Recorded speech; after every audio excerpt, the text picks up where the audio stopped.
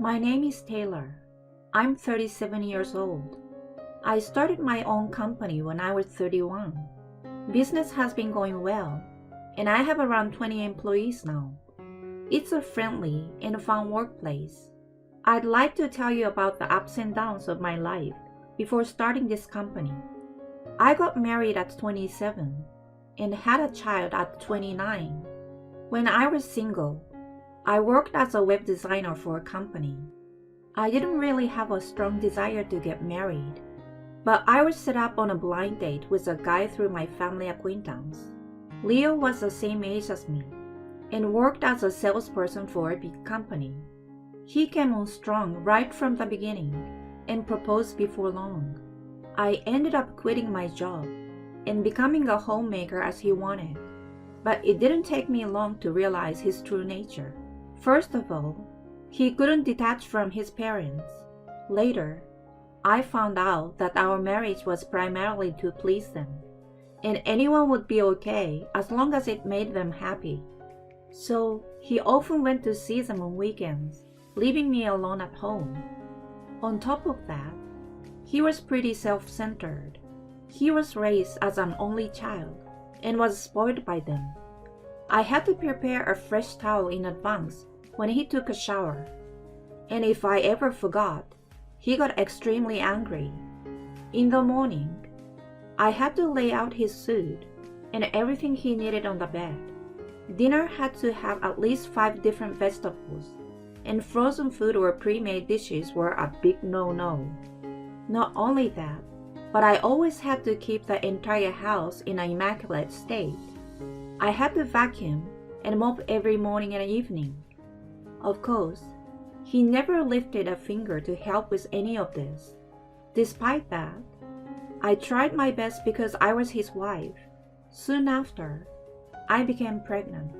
Both families were overjoyed, and I hoped that this would be the catalyst for him to change a bit. I was completely wrong. When I had morning sickness and couldn't do housework as usual, he got furious and berated me for not being able to do what everyone else could. As I did my best with chores with my growing belly, he just played games on his phone. Not only was there never a sign of him wanting to help, but he seems to have no awareness of becoming a father. I gave birth to a baby girl named Eva. My expectations were in vain, and his selfishness grew even worse after the birth.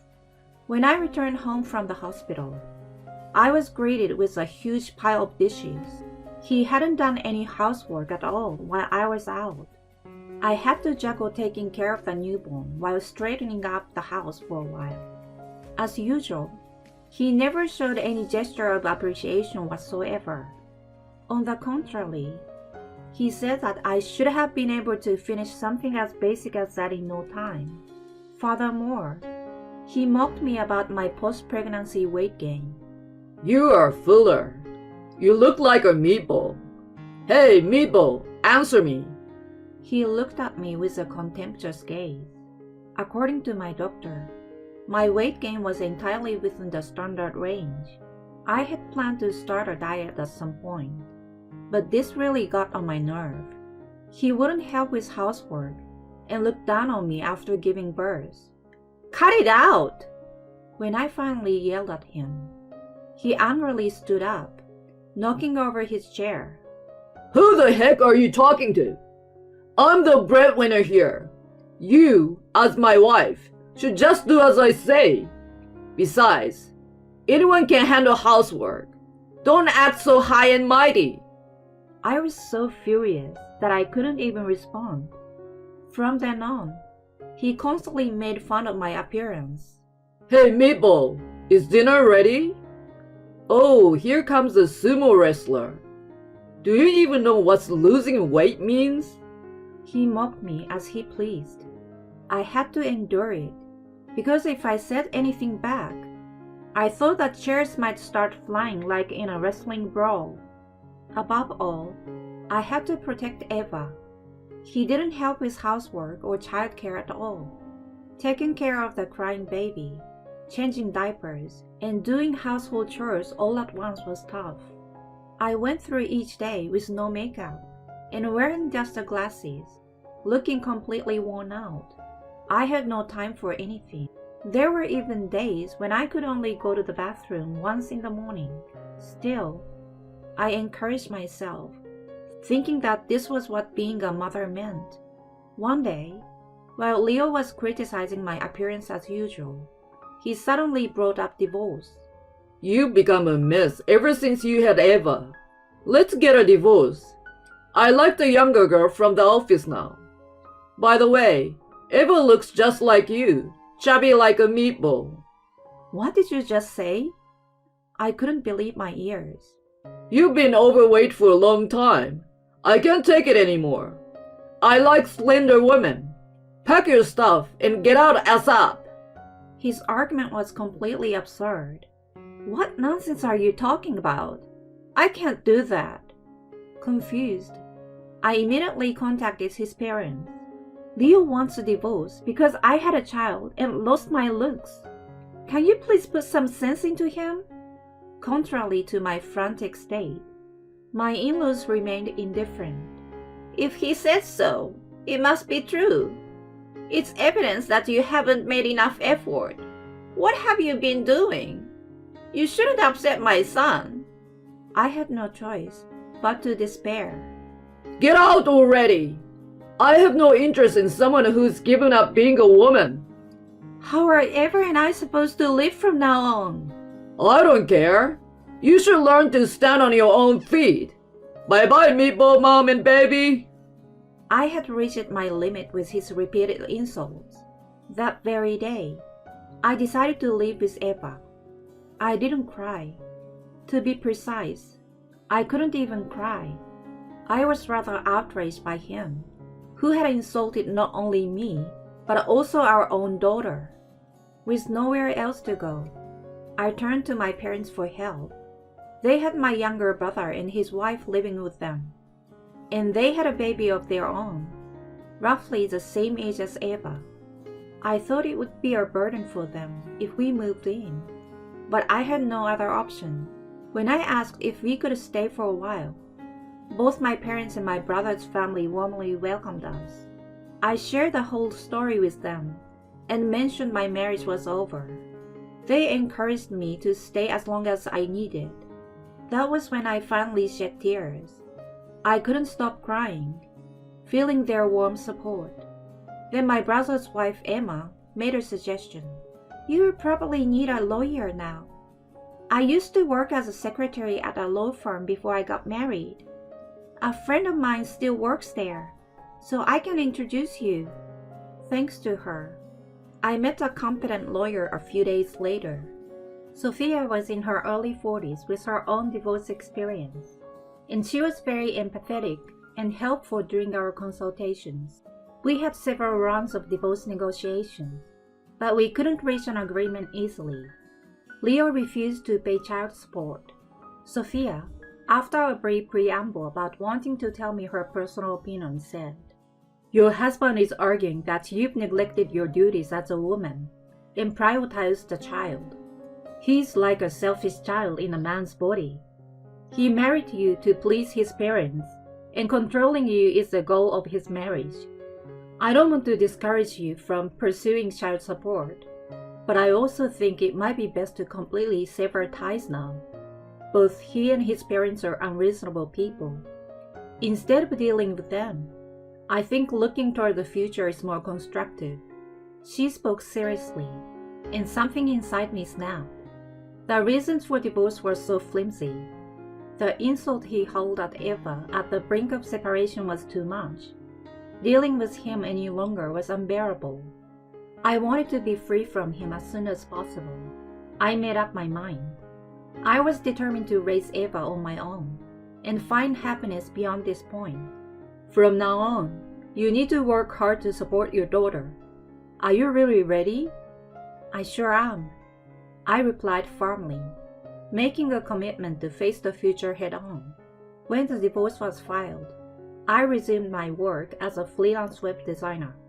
Fortunately, it was a popular field, and I started getting steady work even as a freelancer. I worked tirelessly, designing day and night, and juggling nursing and childcare along the way. As a freelancer, I launched a website and made full use of social media, like X and Instagram for marketing. As a result of my efforts, I was able to earn roughly the same income as Leo in about a year. Moreover, I won an excellent award in a web design contest, which brought in even more work. Then, I started my own design company. During the times when I couldn't manage everything on my own, Emma helped as a secretary.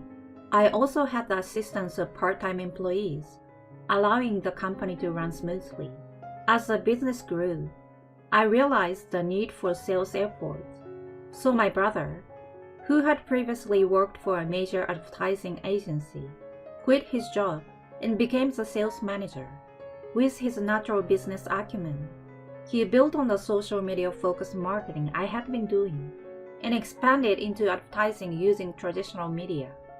The performance soared in no time. As my company gained recognition, I started paying more attention to my appearance. At the time of the separation, I was always struggling, with no makeup and just wearing glasses, while my determination remained the same. Being in the position of a CEO meant I couldn't help but be conscious of the perception of my employees and clients. So I graduated from the plain look, invested in branded suits and bags, got a neat professional hairstyle, and kept my makeup subtle enough not to appear overbearing. I realized that my confidence and pride as a business owner were reflected in my appearance. One day after work, I went to a restaurant in Chelsea with Emma. It had a great atmosphere and was one of my favorites. The staff were friendly and always recommended the daily specials, so choosing a dish was easy. Above all, despite being an upscale restaurant, it didn't have a snobbish atmosphere, which I liked. While we were chatting at our table, I noticed a familiar face approaching. It was Leo.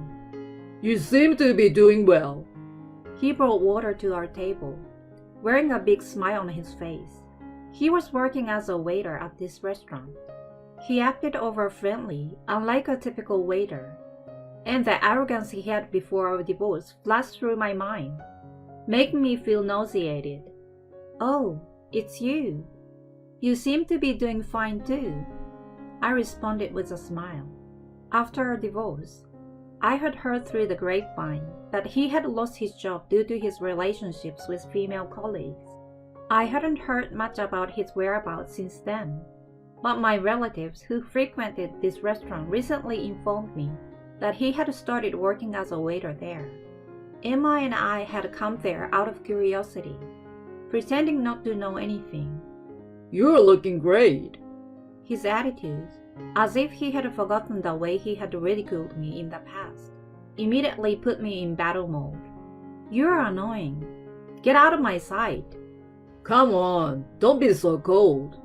You're running your own business, right? I was surprised to see an article in the magazine. Let me work for you, huh? I couldn't believe his audacity. I'm not quite sure what you're talking about. Oh, come on. We used to be married, you know. How about giving it another try? Quit joking around. Go away. You're ruining my dinner. I made a shooing gesture with my hand. Immediately, he started fuming. How dare you give me an attitude? The one without the right attitude here is you. I'm a customer. What the heck? A woman like you acting all high and mighty. It pisses me off. Don't forget you used to live off me. He has been divorced by me and fired from his job, but showed absolutely no remorse. It was amazing how people like him existed in the world. Amidst the heated exchange, I remained strangely calm. Then, the owner of the restaurant appeared. "What seems to be the matter, ma'am?" Charlotte and I had been friends since the restaurant opened.